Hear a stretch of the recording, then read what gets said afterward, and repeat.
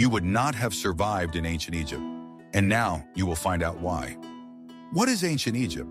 The majestic pyramids, golden sarcophagi of the pharaohs, and mysterious hieroglyphs on the walls of temples immediately come to mind. This image, created by films and books, beckons with its mystery and luxury. But what if I told you that behind this glittering facade lay a completely different reality? For 99% of the population, Egypt was not a land of treasures and easy living. It was a world of grueling labor under the scorching sun, where every day was a struggle for survival. The myths and legends. We will dive into the real, wild Egypt and see if you could survive there for at least a week. Watch the video to the end, and you will learn why an ordinary onion was valued above many other goods and how the Egyptians built their houses without a single nail. What if I told you that in ancient Egypt, your most valuable treasure would not be a thing, but an ordinary shadow? It was the shadow, not gold, that determined the rhythm of life and was the key to survival. The sun here was not just a celestial body, but an almighty deity and a merciless overseer. From dawn, its rays began to scorch the earth, forcing all living things to seek shelter. By noon, the air was so hot that it was almost impossible to be outside. All work in the fields or on construction sites stopped, and people hid in the shade of their modest dwellings. The entire daily routine was subordinated to the movement of the sun.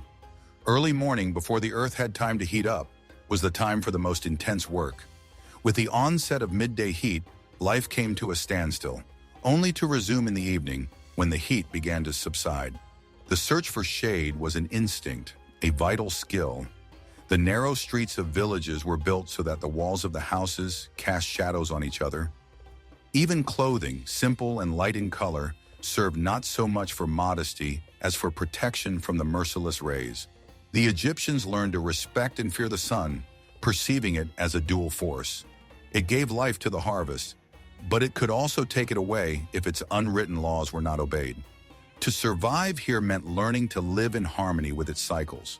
You would not carry a flask of water with you, but would look for the nearest canal or well. But even there, water was a luxury that had to be earned. Constant thirst was a normal condition for the ordinary Egyptian. The value of shade was absolute. Under the canopy of a palm tree or awnings, deals were made, people rested after work, and socialized with their neighbors. Shade was a public space, a place of power and salvation. It is difficult for modern people to imagine a life where every action is determined by the position of the sun. We have clocks, air conditioning, and thick curtains.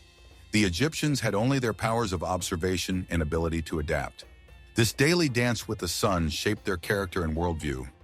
Patience, endurance, and fatalism were qualities necessary for survival. Without them, a week in ancient Egypt would have been your last. It is interesting to see how this topic is perceived in different parts of the world. Where are you from? Do you think modern people, accustomed to comfort, could adapt to such a harsh climate? Want to know the secret that both gave life and kept an entire civilization in constant tension? That secret is the annual flooding of the Nile, the great river that was the heart and soul of Egypt. Without it, this land would be a lifeless desert. Every year in the middle of summer, the Nile overflowed its banks, flooding the surrounding valleys. This water did not bring destruction, but a blessing, fertile black silt. It was thanks to this silt that the Egyptian lands yielded rich harvests year after year. When the water receded, it left behind a thick layer of fertilized soil. Farmers immediately went out into the fields to sow seeds in the soft, moist earth. The fate of the entire state depended on how high the floodwaters rose. But the Nile was a capricious deity, and its behavior was unpredictable. Too low a flood meant that the water would not cover all the fields and there would not be enough silt. This threatened crop failure and famine, which could engulf the entire country. Too high a flood was no less of a disaster. Powerful streams of water could wash away villages, destroy irrigation canals, and destroy crops that were already ripening. It was impossible to find a balance between too little and too much. Thus, the life of every Egyptian was a gamble, with the future harvest at stake. Every summer, they looked at the river with anxiety and hope, trying to guess its will. It determined whether their families would have enough food for the next year. To measure the water level, priests used special structures called nilometers. These were stone wells with markings that allowed them to measure the height of the water rise. This data was a state secret, as it allowed them to predict the size of the future harvest and accordingly taxes. During the flood, all agricultural work stopped. Millions of peasants were left without work. It was at this time that the pharaohs enlisted them for public works, such as the construction of pyramids and temples. The flooding of the Nile shaped not only the economy, but also the calendar. The year was divided into 3 seasons: Akhet, the time of flooding; Pere, the time of growth and sowing; and Shemu, the time of drought and harvest. This natural cycle was the basis of the entire world order. But the water from the great river was full of silt and sand. In the next chapter, you will learn what ingenious methods the Egyptians used to turn murky water into drinkable water, and why it was a matter of daily survival. I will reveal the most closely guarded secret: how the Egyptians paid for labor without money. Imagine a world without coins and banknotes, where your wealth is measured not in gold, but in sacks of grain. That is the world in which you would have to survive. The basis of the entire economy was barter, or exchange of goods. But to pay for the labor of millions of people, a universal currency was needed. This currency became the 2 main products of the Egyptian diet: bread and beer. Pyramid builders, officials, soldiers, they all received their wages in the form of a daily ration. This ration was strictly regulated and depended on the status and severity of the work performed. A simple worker could receive several loaves of bread and a couple of jugs of beer a day. The bread you would have eaten was very different from modern bread. It was baked from emmer, or 2-grain, a coarse variety of wheat. The millstones used to grind the grain were made of stone, and stone chips inevitably got into the flour. This bread was hard, dense, and abrasive. It quickly wore down teeth, and dental problems were common among ancient Egyptians of all classes. But it was nutritious and formed the basis of the diet. Egyptian beer was also unlike the modern drink. It was thick, cloudy, and more like liquid porridge. It was made from barley bread, which was soaked in water and left to ferment. This beer was not so much an alcoholic beverage as an important source of calories, vitamins, and nutrients. It was safer than river water and quenched not only thirst, but also hunger. Everyone drank it, from young to old.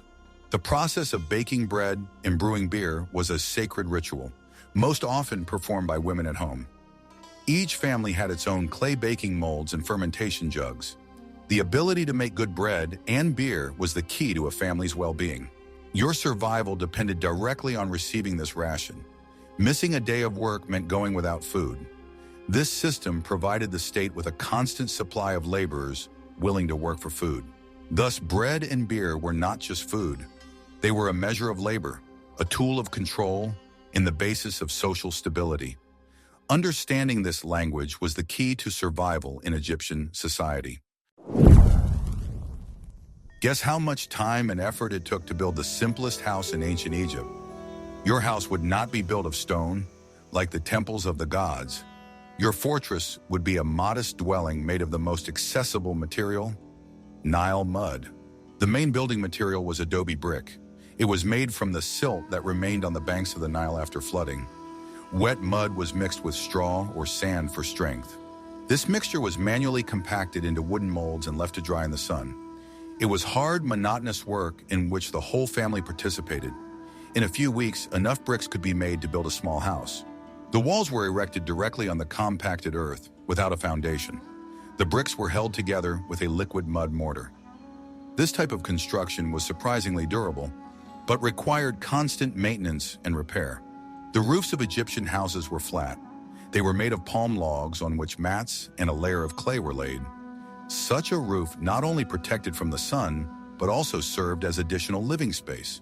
On hot nights, you could sleep on the roof, dry grain, or just chill in the evening. It was the coolest spot in the house. A ladder to the roof was a must-have for any home. The windows were small and located high under the ceiling. This was done to allow as little direct sunlight and hot air as possible to enter. Because of this, the interior of the house was dimly lit, which provided welcome coolness. The floors were earthen, simply tamped down and sometimes covered with mats. There was very little furniture, a few low stools, chests for storing things, and clay pots for watering grain. People slept on mats or low wooden platforms. The houses stood very close to each other, forming narrow, winding streets. This created additional shade and protected against the dusty winds from the desert. The village was like a single organism where everyone was visible. Such a house was not just a shelter, but the center of life. It was simple but functional, perfectly adapted to the local climate. Its construction did not require rare materials, only hard work and knowledge of traditions. The house was a fortress, but what awaited you beyond its walls? In the next chapter, you will learn about social rules, ignorance of which could cost you everything. Your survival in Egypt depended not only on food and shelter, but also on knowledge of the invisible laws of society. At the heart of it all was the principle of Ma'at.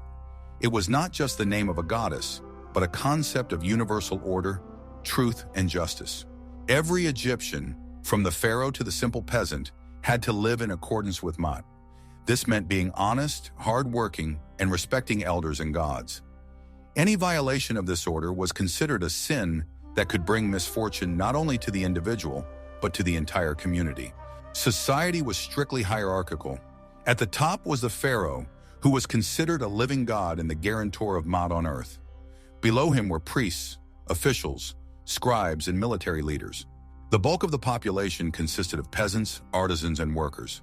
They were the foundation of the state, its working hands and source of prosperity. Everyone knew their place and their duties in this complex system. The family was the main unit of society. Respect for parents and care for the elderly were sacred duties. Marriage was an important social institution, and the home and household were the center of the world for most people. Despite the strict hierarchy, social mobility was possible, albeit difficult. The surest way to move up was through education. Once literate, a peasant's son could become a scribe, which opened the door to a career as a civil servant. Justice was administered on the basis of traditions and decrees of the pharaoh. There were local courts where respected members of the community settled disputes between neighbors. It was believed that an honest person was always under the protection of Ma'at. Your behavior was constantly evaluated by those around you. Gossip and public opinion were extremely powerful. A person with a bad reputation could become an outcast, which in the context of close-knit village life was tantamount to disaster. You had to pay taxes, which were levied not in money, but in part of your harvest or production. Tax evasion was a serious crime against the pharaoh and the entire state. It violated the principle of Ma'at and was severely punished. To survive, you had to be inconspicuous, hardworking, and respectful. You had to follow the rules, respect order, and fulfill your duties. Any deviation from this path could lead to unpredictable and unpleasant consequences. Are you ready to learn the truth about who the pyramid builders really were? Contrary to popular myth, the great tombs of the pharaohs were not built by slaves. They were built by free Egyptians, and for them, it was a form of civic duty and service to the gods. This system was called corvée. During the annual flooding of the Nile, when the fields were submerged, the peasants could not engage in agriculture. At this time, the state mobilized them to build temples, dams, canals, and, of course, pyramids. For the peasant, this was not slavery, but a sacred duty. By participating in the construction of a tomb for his pharaoh, he ensured the prosperity of Egypt and supported the universal order of Ma'at. In addition, it was the only way to feed his family during the off-season. The state provided for the builders completely. They lived in specially built settlements near the construction site. They were supplied with food, clothing, and tools, and were also provided with medical care. The work was incredibly hard and required tremendous physical strength and endurance. Stone blocks weighing several tons were quarried using primitive tools. They were then transported to the construction site by river and hauled up ramps. This was work for tens of thousands of people, organized into teams with a clear hierarchy. Everyone knew their task. Some quarried stone, others transported it, and still others laid it. The work required not only strength, but also coordination and discipline. The technologies used by the Egyptians are still admired today. They did not know iron, wheels in the modern sense, or complex lifting mechanisms. Their main tools were copper chisels, wooden levers, and incredible human perseverance. A week on such a construction site would be a real test of endurance for you. You would work from dawn to dusk, performing monotonous and exhausting work. Your comrades would be fellow peasants from all over Egypt. Despite the hard work, there was a spirit of competition and pride among the workers. The teams often had their own names and competed with each other in speed and quality of work. They left inscriptions on the blocks, marking their achievements. Participation in such a project was part of the lives of several generations of Egyptians. They were not just building a tomb, but a stairway to heaven for their ruler, ensuring him eternal life, and with him, as they believed, the eternal prosperity of their land. Hard work required adequate nutrition. In the next chapter, we will examine what ordinary Egyptians ate to withstand such exertions. As we already know, the staple diet of ordinary Egyptians consisted of bread and beer. But this was not enough to sustain the daily hard labor. The diet had to be simple, cheap, and high in calories. The most important addition to bread was vegetables. Onions and garlic were valued not only for their taste, but also for their antiseptic properties. Herodotus wrote that a huge amount of onions, garlic, and radishes were used to feed the workers building the Pyramid of Cheops. Legumes such as lentils and chickpeas were the main source of protein. They were boiled in soups or made into purees. It was a filling and affordable food that provided energy for long hours. The Nile was not only a source of water for the fields, but also an inexhaustible source of fish. Fishing was one of the main occupations. Fish was eaten fresh, salted, or dried, which allowed it to be preserved for a long time. Meat was a rarity on the table of the common man. Cows were kept mainly as draft animals, and their meat was eaten only on major holidays. Poultry, such as ducks or geese, which were raised on farms, was more commonly available. Fruit also added variety to the diet. Dates, figs, and grapes grew in abundance. They were eaten fresh or dried, making them available all year round. Honey was used as a sweetener. Beekeeping was a developed craft. However, honey was an expensive product, and ordinary people more often used sweet date juice or carob fruit. Fats were obtained from vegetable oils, such as sesame or linseed oil. They were used for cooking and as a dressing. Animal fats were less available. Cooking was simple. Most often, food was cooked in clay pots on an open hearth. Food was prepared for 1 or 2 days so as not to waste time and fuel every day. This diet was not very varied, but it was balanced. It provided enough energy for physical labor and all the necessary nutrients. Surviving here meant getting used to the simple but healthy food provided by the Nile. In the hot and dusty climate of Egypt, hygiene was not just a matter of comfort, but a necessity of life. The Egyptians were a surprisingly clean people. They believed that cleanliness of the body helped to maintain health and please the gods. Clothing was simple and functional, ideal for the heat. Men wore loincloths or short skirts called skenti. Women wore straight kalaziris dresses with 1 or 2 straps. The main material for clothing was linen. Its fibers allowed for the creation of a light, breathable fabric that provided good protection from the sun and allowed air to pass through. Cotton was rarely used in ancient Egypt. Most ordinary Egyptians went barefoot. Sandals made of papyrus or leather were a sign of status. They were worn only on special occasions or when traveling on rocky terrain. The Egyptians paid great attention to cleanliness. They tried to wash daily using water from the Nile or canals. They used natron, a natural soda mixed with oil, as soap. Due to the heat and to combat insects, many Egyptians, both men and women, shaved their heads. Instead of hair, they wore wigs made of human hair or plant fibers. Wigs protected the head from the sun and were a status symbol. Both men and women used cosmetics. They lined their eyes with black paint, coal, and green paint, made from malachite. This had not only aesthetic, but also practical significance. The dark paint protected the eyes from bright sunlight and repelled insects. Homes were also kept clean. Floors were swept regularly, and walls were whitewashed with lime from time to time. This helped to combat insects and made dark rooms brighter. Caring for one's appearance and cleanliness was part of the culture. The Egyptians believed that a neat appearance reflected inner order and harmony with Maat. Even in the simplest homes, one could find polished copper mirrors and combs. Surviving in Egypt meant accepting these rules of hygiene. Neglecting cleanliness in such conditions could quickly lead to unpleasant consequences. Maintaining order within oneself and one's surroundings was the key to a healthy life. The daily life of an Egyptian was inextricably linked to religion. The gods were not somewhere far away in the heavens, but here, close by. They ruled every aspect of life, from sunrise to the flooding of the Nile and the birth of a child. The pantheon included hundreds of deities, each with their own sphere of influence.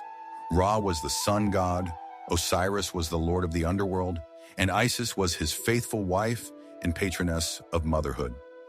Ordinary people knew and revered the main gods, but in everyday life they more often turned to others. Every home had its own small altar or niche. Here stood figurines of household patron deities. The most popular were Bes, an ugly but kind dwarf who protected against evil spirits, and Taart, the hippopotamus goddess who helped with childbirth. Magic was an integral part of the worldview. Everyone wore amulets, from the pharaoh to the lowest peasant. They were believed to protect against misfortune, disease, and evil forces. The most popular amulet was the Ankh, a symbol of life. The Eye of Horus, or Ujat, was also often worn, which provided protection and healing. Amulets were made of stone, faience, or metal. The Egyptians believed in the afterlife. They believed that after death, the soul continued to exist in another world similar to the earthly one. But for this to happen, it was necessary to preserve the body and pass the judgment of Osiris. That is why mummification was so important. Although complex and expensive procedures were only available to the nobility, even the poor tried to bury their loved ones with dignity. The body was simply wrapped in cloth and buried in the hot desert sand, which dried it naturally. Items that might be needed in the afterlife were placed in the tomb with the body. These included food, dishes, tools, and small Ushabti figurines. It was believed that the Ushabti would work in the fields of Osiris in place of the deceased. Temples were not places for communal prayer, but rather the homes of the gods. Only priests and the pharaoh were allowed inside. Ordinary people could only participate in the numerous religious festivals and processions that took place outside the temple walls. Belief in the gods and the afterlife gave meaning to existence and hard work. It reconciled people with difficulties and gave them hope for eternal bliss after death. This belief was the backbone on which the entire civilization was based. How would you keep track of time without clocks, smartphones, and calendars? In ancient Egypt, time flowed differently, obeying not the ticking of a mechanism, but the eternal cycles of nature. Survival here meant the ability to read this natural clock. The main measure of time was, of course, sunlight. The day was divided into morning, noon, and evening. For a more accurate determination of time, the Egyptians used sundials, gnomons that cast shadows on a scale. At night, time was determined by the stars. Priest astronomers created maps of the starry sky and could accurately determine the hours of the night by the rising of certain constellations. This knowledge was important for performing temple rituals. For ordinary people, everything was simpler. The day began at sunrise and ended at sunset. The rhythm of work and rest was completely subordinate to this natural cycle.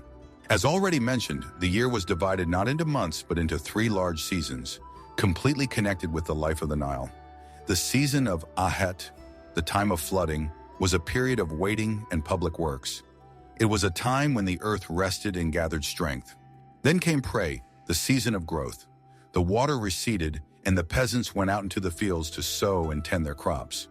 It was a time of hope and hard work. The year ended with the Shemu season, the time of drought. It was a period of harvesting and taking stock.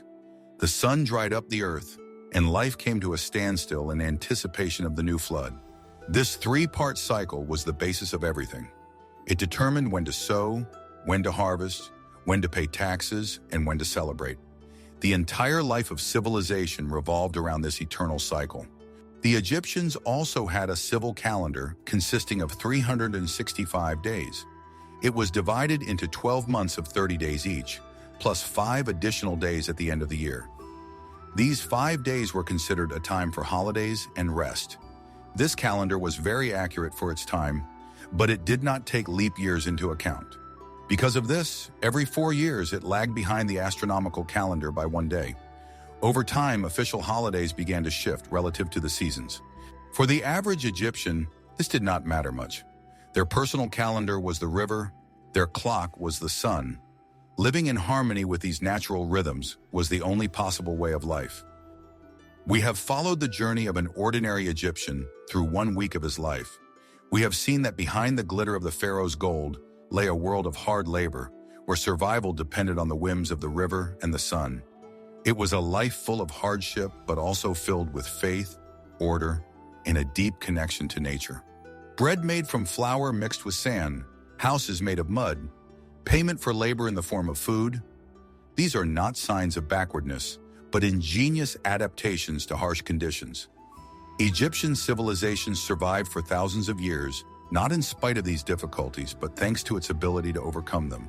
Resourcefulness and endurance were their main assets. Suggest topics for future videos that you would like to see on our channel in the comments. What interests you more? Everyday life in ancient Rome, the secrets of Viking survival, or the mysteries of medieval castles? And don't forget to subscribe so you don't miss our new journeys into the past.